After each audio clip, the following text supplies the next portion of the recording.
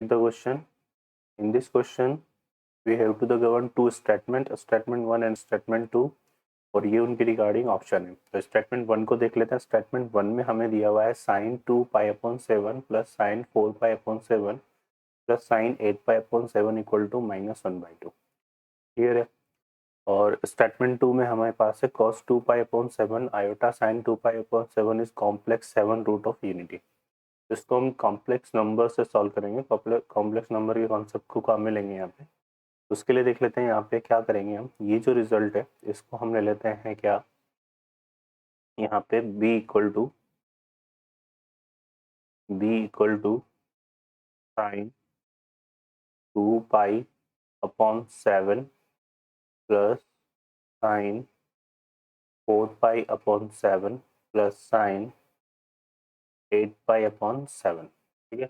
और यहाँ पे a इक्वल टू हम ले लेते हैं cos 2π/7 cos 4π/7 plus cos 8π/7। Okay. तो यहाँ से देखिए हम क्या निकालेंगे, a प्लस आयोटा बी निकालेंगे हम यहाँ पे। तो ये जो साइन 2π/7 प्लस cos 4π/7 है, ये इसी तरह से यहाँ पर एक रूट बनेगा हमारे पास, है ना। ठीक है। तो a plus iota B cos 2π/7 plus iota sine 2π/7। ठीक है, ये आएगा। तो यहाँ पर ये जो रिजल्ट है इसको हम क्या लिखेंगे, अल्फा कंसिडर कर लेंगे। यहाँ पे बनेगा cos 4π/7 प्लस साइन 4π/7, इसको कंसिडर कर लेंगे क्या, ये 2 का स्क्वायर हो रहा है तो ये हो जाएगा हमारे पास अल्फा स्क्वायर, और ये cos 8π/7 और ये 2π/7, और ये हो जाएगा हमारे पास क्या, अल्फा क्यूब। ठीक है। तो ये हमारे पास इस तरह से रिजल्ट आ जाएगा a प्लस आयोटा बी। ये कैसे आया कि हमने अल्फा इक्वल टू क्या लिया है, अल्फा इक्वल टू हमने लिया है साइन अल्फा इक्वल टू हमारे पास हो जाएगा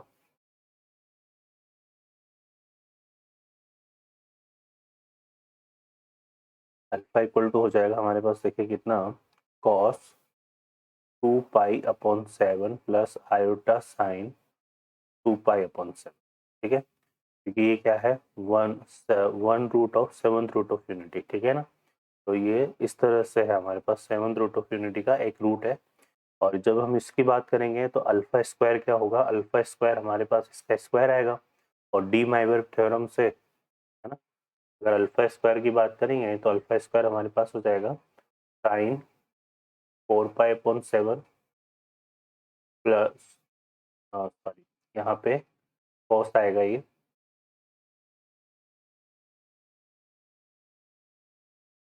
यहाँ पे आएगा हमारे पास cos 4π/7 plus iota sign 4π/7।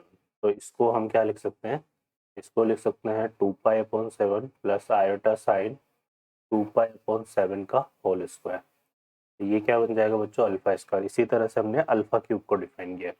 Okay. तो ये आ जाएगा a प्लस आयोटा बी। अब हमें क्या निकालना है, a minus iota B. a minus iota B देखो क्या बनेगा, a माइनस आयोटा बी बनेगा cos 2π/7 माइनस आयोटा साइन 2π/7। ठीक है, ये बनेगा यहाँ पे। तो यहाँ पर आ जाएगा हमारे पास cos 2π/7 माइनस आयोटा साइन 2π/7, और वो क्या होगा, इस अल्फा का कॉन्जुगेट होगा। तो उसको किससे रिप्रेजेंट करेंगे हम, अल्फा बार से। इसी तरह से हमारे पास आएगा cos 4π/7 माइनस आयोटा साइन 4π/7, वो इसका अल्फा स्क्वायर का कॉन्जुगेट होगा। तो ये आ जाएगा अल्फा बार स्क्वायर,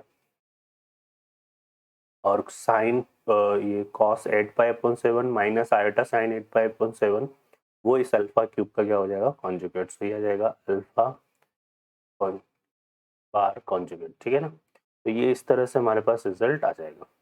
अब अल्फा बार को अगर हम देखें तो अल्फा बार हमारे पास क्या है, अल्फा बार हमारे पास है cos 2π/7 माइनस आयोटा साइन 2π/7। ठीक है। और इसको हम क्या लिख सकते हैं, इसको हम ऐसे डिफाइन कर सकते हैं, ये हो जाएगा हमारे पास cos 2π/7 को क्या लिख सकते हैं हम, 2π माइनस 2π/7, और ये हो जाएगा प्लस आयोटा साइन 2π माइनस 2π/7, ठीक है। तो ये हमारे पास कितना बन रहा है, ये हमारे पास बन रहा है, यहाँ से अगर हम देखेंगे तो ये हो जाएगा 12π/7 cos 12π/7 प्लस आयोटा साइन 12π/7।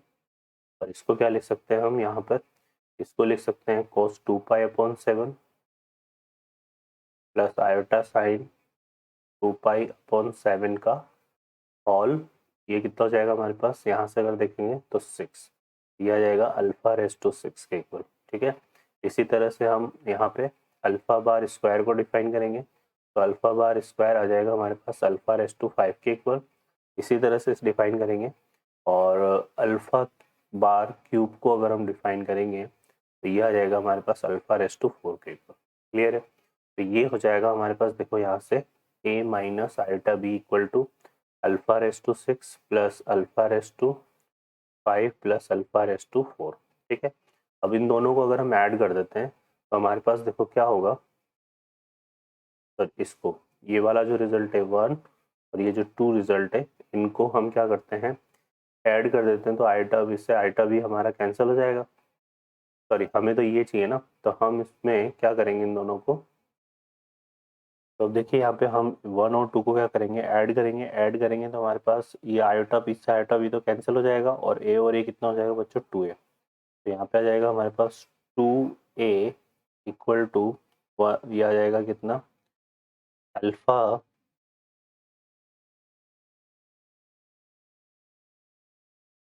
ये आ जाएगा हमारे पास alpha plus alpha square plus alpha cube plus α/4 plus α/5 plus α/6। और हम जानते हैं यहाँ पे कि जो sum of roots of seventh root of unity होगा, तो ये सेवंथ रूट ऑफ यूनिटी बन रहा है, तो वो किसके इक्वल होता है, 0 के इक्वल। तो यहाँ पे 7 हमारे पास ये क्या होता है, 1 plus alpha square plus alpha cube plus α/4 plus α/5 plus α/6 इसके इक्वल होता है 0 के। ये जो रिजल्ट है किसके इक्वल आएगा, -1 के। क्लियर। तो यहाँ से देखेंगे तो a की वैल्यू कितनी हो जाएगी, -1/2, और a हमारे पास ये है, ठीक है, कॉस। तो यहाँ पर a इक्वल टू -1/2 आ रहा है, जबकि यहाँ पर क्या दिया होता है, साइन 2π/7 कॉस साइन 4π/7 साइन 8π/7 -1/2, और हमारे पास आ रहा है cos 2π/7 cos 4π/7 cos 8π/7 -1/2। इसलिए स्टेटमेंट 1 तो क्या हो जाएगा हमारा, रॉन्ग हो जाएगा, ठीक है। और स्टेटमेंट 2 में हमें क्या दिया हुआ है, cos 2π/7 iota sine 2π/7 is the seventh root of unity, जो कि करेक्ट स्टेटमेंट है, क्योंकि ये क्या है, 1 root of seventh root of unity है, जबकि क्या है यहाँ पे हमने लिया था अल्फा। तो इसको हम करेक्ट, ये हमारे पास स्टेटमेंट 2 करेक्ट है और 1 इज रॉन्ग। ऑप्शन में देखेंगे तो D option is the correct answer, statement 1 is false but statement 2 is true. Okay बच्चों, I hope you understand, best of luck.